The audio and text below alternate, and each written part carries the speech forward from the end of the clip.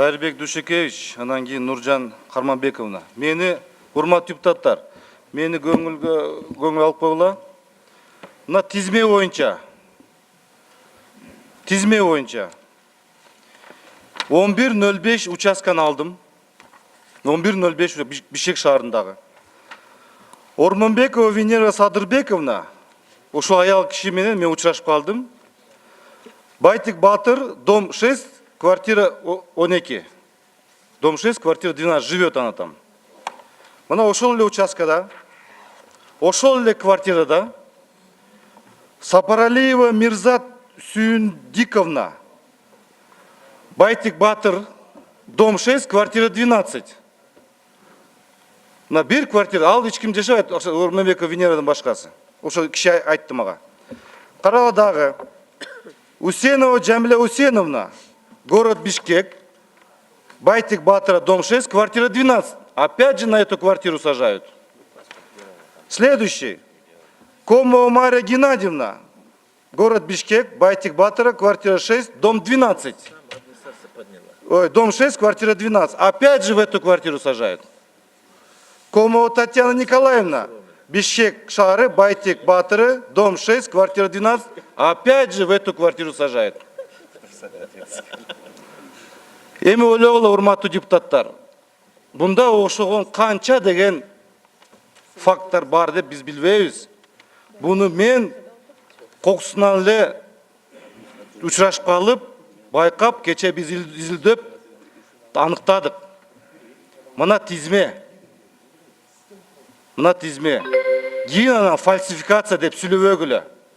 Мына фальсификация бул жерде тизмеден башталып атат. Ошондуктан мен сунушум Жогорку Кеңештин комиссия түзөлүп. Рахмат, кийинки сөз Жакупова Чолпон Идиновна. Жооп берилбес ишин ушундай экен болуп калып калбасын. Бакыт Эргеш, мен бул боюнча биринчиден мен жазып алдым. Анан айтып коеюн, Кыргызстан боюнча биз азыр бир эле принцип менен тизмени түзүп атабыз.